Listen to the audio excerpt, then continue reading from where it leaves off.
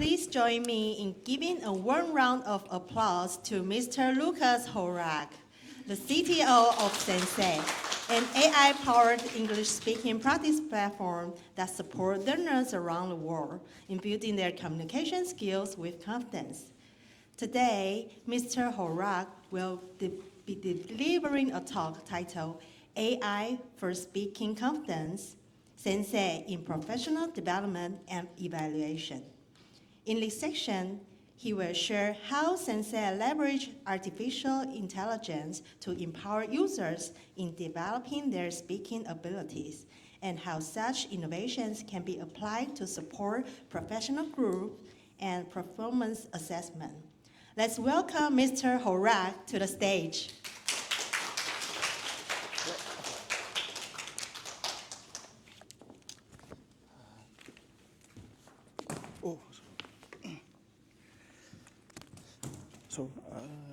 Good morning, everybody.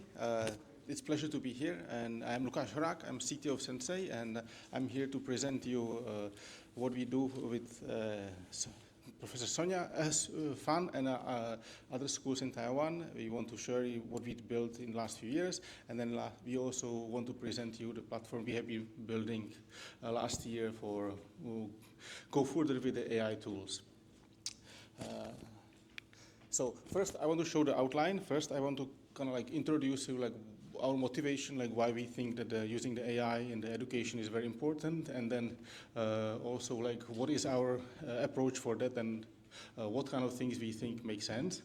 Then we want to share a little bit like what is the platform we have, and then also the new assessment platform we have been building recently. And then we want to share some data and also explain like how the tool works, and then let you some space for questions if you have any detailed questions about how it works or anything you want to know. And later we want to share a little bit like what kind of things we want to work next. So I think like it started like 3 years ago, where like the AI tools became something which moved from like the technical rooms to everybody's life.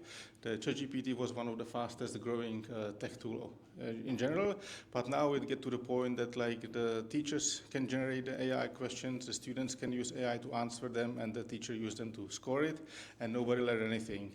So we think that it can't last for very long, because like nobody will learn anything, and we think that it have to kind of go back to how people think about education, and actually like focus on the role of the teacher to be the one who actually teach and coach the students and motivate the students to actually learn something. We think that also like this current education and system doesn't necessarily need some big changes, that it just needs some new tools and the way like the thing change. So our goals are to kind of like help the teachers with the boring task, like automate what have to be done, but nobody wants to do it. So like prepare the homework, copy pasting things so it can be printed out. Also like scoring the result and like putting them in the other systems, or go through like some kind of data which will take a long time. And we think there's some way we can improve and optimize those tasks so it's done easier. We also think that the most critical thing is that the attention span of all the students gets shorter with all the social media and then TV and everything. So we think that we have to focus to make the tools give the feedback as soon as possible, so they stay focused and then keep repeating and keep learning further without getting distracted with something else. And last thing, which is very important, is we want to make the tool so the way that it remove the anxiety from the practice. So as a student who feel uncomfortable about talking in front of other students, it's very important to kind of give them tool where they can just practice first, and whenever they feel like they can fail, it will kind of like give them some encouraging feedback so they can keep practicing, and after some rounds of practice they can actually improve, and then finally they can feel confident to go in front of everybody else and show what did they learn. Yeah, and so our goal is to replace the tools. Like several years ago, like everybody was still using the tape recorder and then practicing reading from the book, but it's quite annoying to use because like you need to rewind, you don't even know where you are. And then same thing for like, before there was no tool to get a feedback for speaking or pronunciation. So a lot of people like talk to the mirror, but it's the most awkward things for a lot of students, so nobody do that. And the same thing is also like for the exam sheets. We also think that the multiple choice exam is not the ideal way because it causes a lot of problems like to create the questions and it doesn't really reflect the real life scenarios. So we think that there's more opportunity to improve it with more sophisticated tools and then let the students to get prepared for more real life scenarios. So what is Sensay and what does it do? It's a tool which can let the teacher to input some content. It can be like a text for reading for beginners. It can be like some questions. It can be some quizzes and other things. And then the students see the exercises and read it, and then either read it or like answer the questions and then kind of like evaluate what did they do. And what's more important, that once they finish the speaking, submit a button, they receive feedback about multiple features, what is in the speech. So it can be from something as simple as a pronunciation, fluency, but eventually we want to make it also available for more sophisticated things like whether they actually answer the question correctly, whether the task they need to do was actually done in the way the teacher intended. And then we started with some basic things, so you can have questions where like there's some fixed answer or keywords which needs to be included, but eventually like with the progress of AI we can have more sophisticated ways to score whether the answer was relevant or correct or other measures. Yeah, and how does it work inside is that basically the student, the teacher gives some kind of input, like it can be the text, it can be the questions, it can be some sample answer, and then when the student records, it will take it and process the audio for the pronunciation against some kind of neural network, and then give this kind of feedback with the color coded whether it's correctly pronounced, and then some other metrics like the fluency. Maybe in future it can be additional things like vocabulary levels and things like that.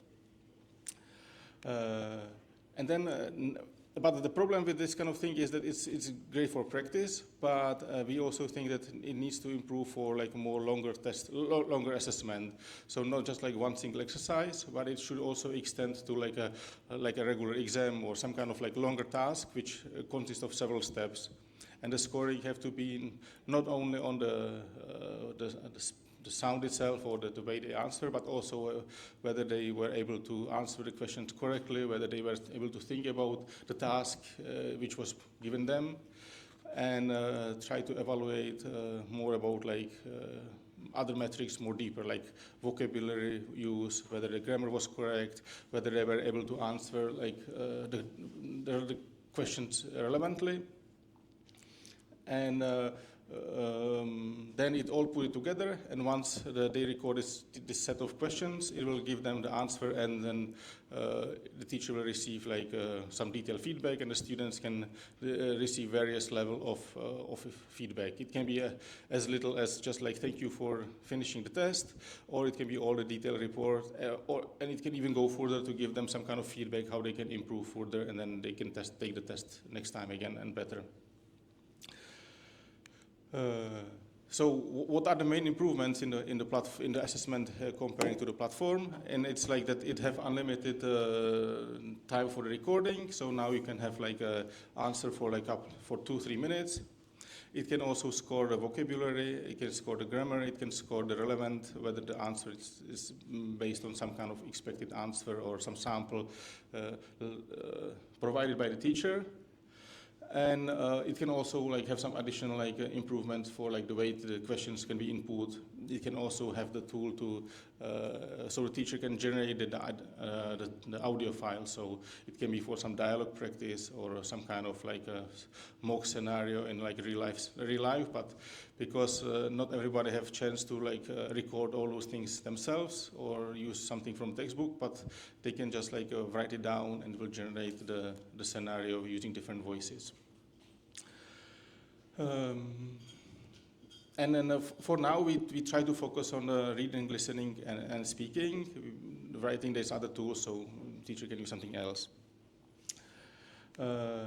So this is like some kind of explanation, like what kind of sample questions we can provide. We can have like describe image. We can have like open-ended question. We can have like some kind of multi-choice where like the students listen to that and have to select the right answer, and other things like we can see. Then like what I want to share is the project we did with NTNU, and it's the project we started from January to beginning of this month, and we evaluated data, and then there was a lot of participants. There was like over 200 people joined that.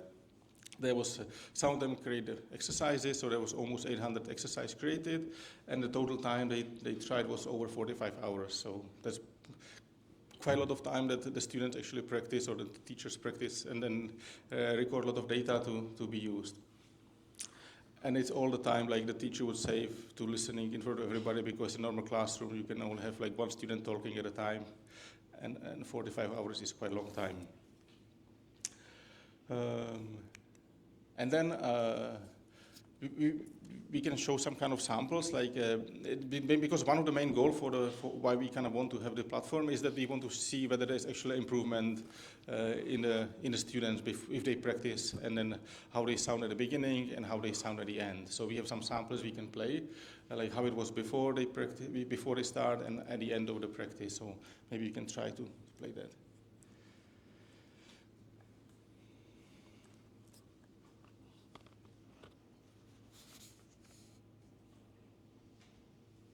I still want to know teachers and the students how to practice.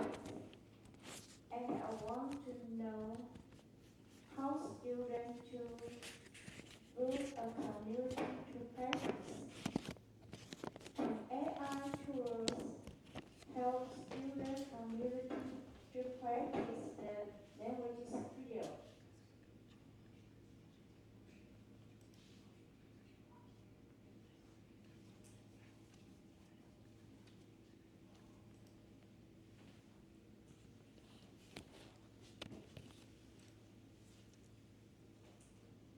After today's workshop, I still want to learn more. I'm especially interested in how to help students feel comfortable speaking English. I want them to feel free to practice without pressure. I also hope to find better ways to encourage them to communication with others.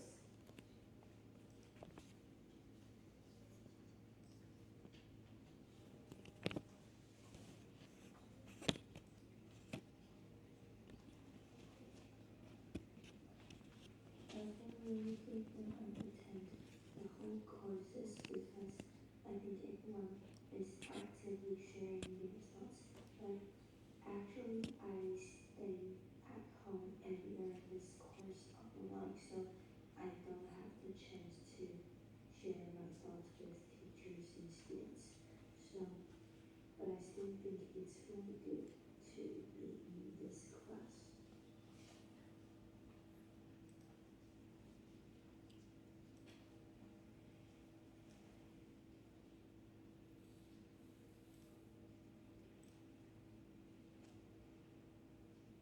I think as the teacher assistant, I think there are some success stories that I can share this semester, because I actually can speak English, but not so well, but because of pronunciation. But actually using the Sensay AI, I think it can actually help me to recognize my words and the specific words that I didn't speak well. So I think that is better than ChatGPT, just that simply.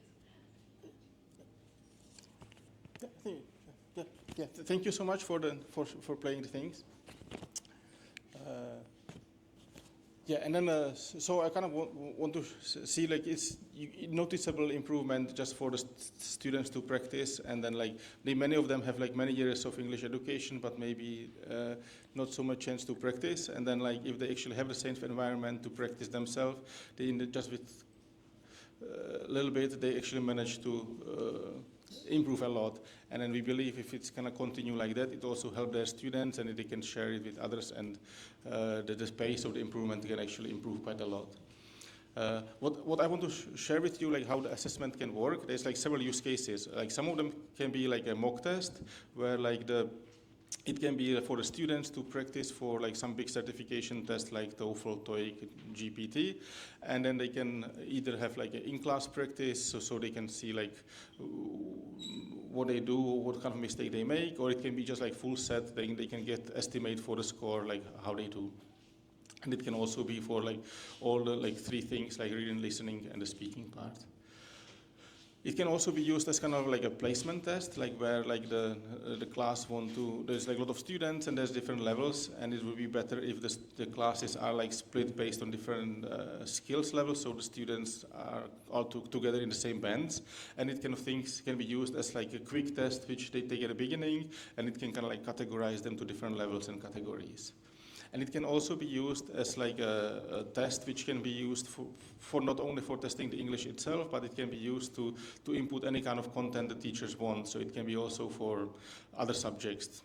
We haven't really tested that, but we will look forward to try with somebody to test it maybe for like a geography or other kind of like subjects which would have like not traditionally like just a simple presentation in front of other students, or like multiple choice exams in the traditional way, but we think it can be interesting for some of the teachers to actually make it more like some kind of hybrid of presentation and answer by explaining some topics by speaking.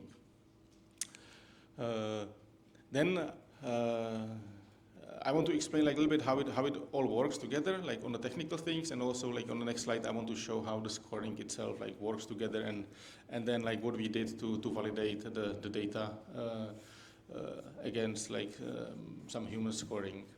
So in the way it works is that does it have the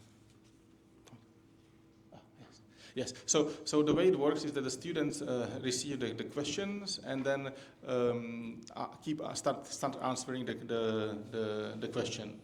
Then once it records all the answer, it sends to the server, and then the server do several things. First, it does that.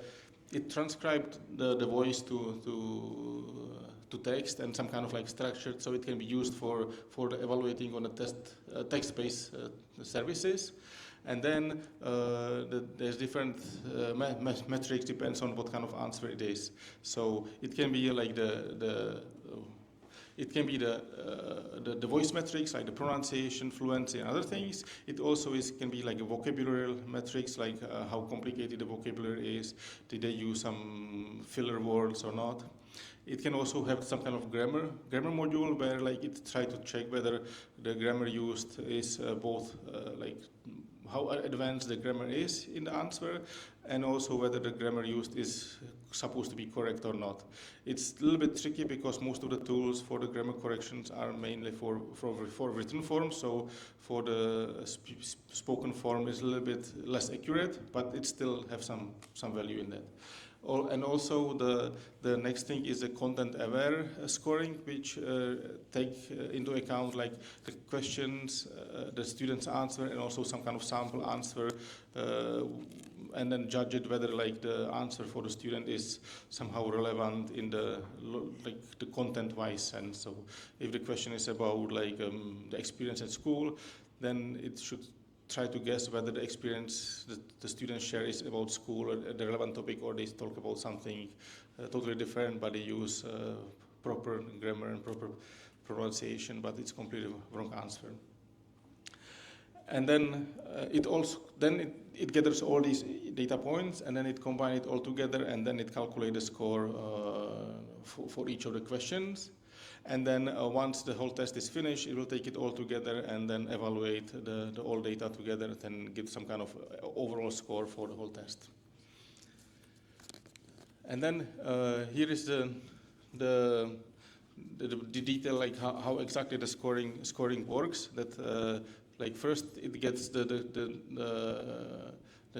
input file from the students, the recording, and then it does all these steps, how it records it can be the inputs from the teachers, like the answers, and the question, then it evaluates the content-aware metrics. Then it also do the vocabulary, grammar together and put it all in some kind of normalized score, so it can be all compared. And then like it repeat all the things for each of the questions, and at the end it have the final score where it also takes together the weight for each of the questions. So some of the questions can be ignored, some of them can be more important, it can be set up by the teacher. And we also implemented some kind of anti-cheat metrics to check whether the student is actually answering on his own. Sometimes the students can cheat by like asking somebody else to answer the question for them if it's from home. Sometimes it can be that they use some kind of generated AI to answer the question, so we can compare the voice, whether it's the same voice of the student or somebody else answering, or they use some generated voice from some AI tool. And then finally is the result, where we have the final score, and in some cases we allow the teacher can do the override, where they can score themselves, review it, or just like rely on the score. I want to kind of share like how the project we did with NTNU this spring. It's about like we set up some simple tests with like a couple of questions, and then we scored each of the questions and each of the tests manually to follow some kind of guidance to fit for the CFR levels from A1 to C2. And then we get the samples. We only could, like, this is relatively small, but it always showed that the data can be very useful, and then the test is quite accurate in the way it feels. But we need to make bigger sample next time and then do proper study. But we are happy to share with the data with everybody, and then let everybody to evaluate if they want to participate. So in this test, we have 19 participants, and altogether answer 90 questions, and it was all like 2 hours and 40 minutes of the recordings. And then this is the score distribution. We can see that it kind of like, because it's for like the already like adults and professors, so everybody answer on the higher spectrum. So it doesn't cover the whole spectrum from the beginners to most advanced or native speakers. But we can see that like there's like a strong correlation between the feedback provided by the manual scoring versus like what is the score we give to the by the AI.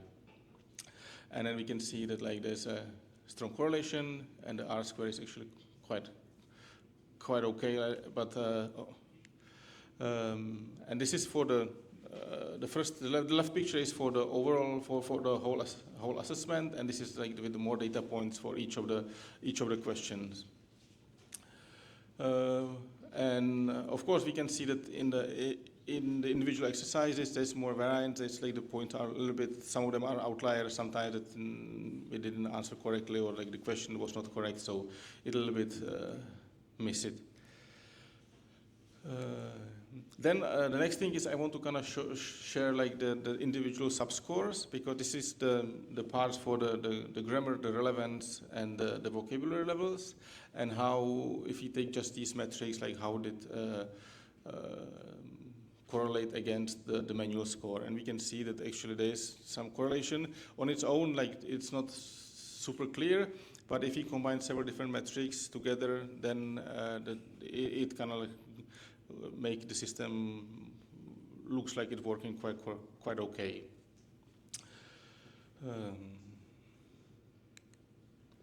Yeah, and then in this case, like we can also play some samples. We can see like how, if you just like let it play for the scores, how it is. So you can get some idea like what is based on each level. The score is like the 1 to 6 is for the CFR level, so A1 is 1 and C2 is 6.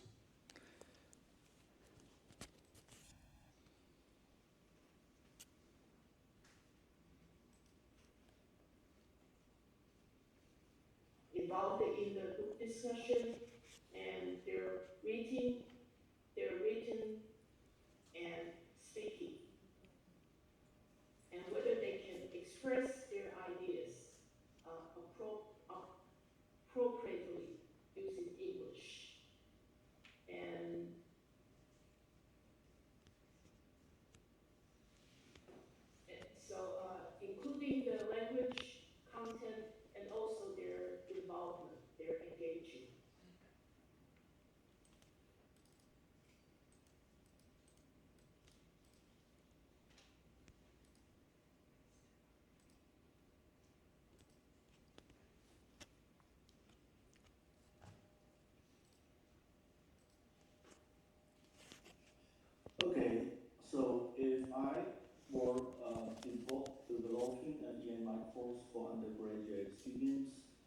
think the most important thing is that to design a course based on the text that you need to complete. So I would like to adopt scaffolding for the first, because then it can help me to break down the complex text into manageable steps, and I can understand that what the steps that student may complete and what is the degree, the completion level of them, and I can revise my course progress based on their feedback.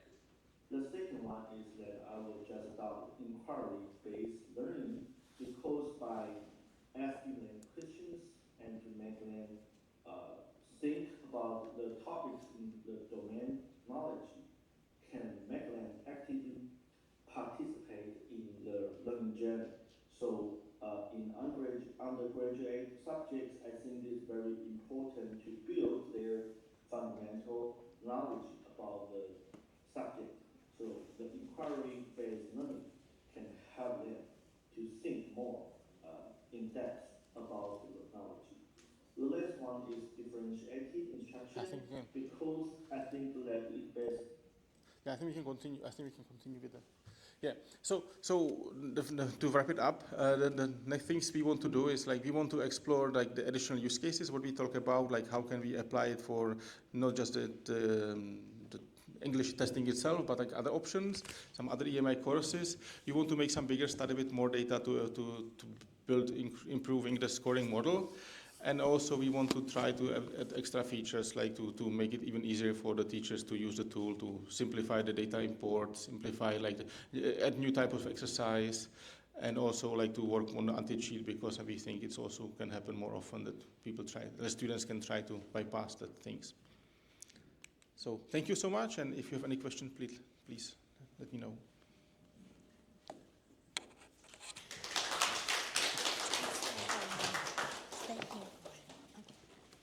Thank you, Ms. Horak, for your inspiring and insightful presentation. Your talk has provided us with valuable perspective on how AI can empower language learning. At this moment, we would like to present a certificate of appreciation to Ms. Horak in recognition of his outstanding contribution to this event. May we invite Dr. Sonia Fan to come on stage and present a certificate of appreciation. Let's give a big round of applause.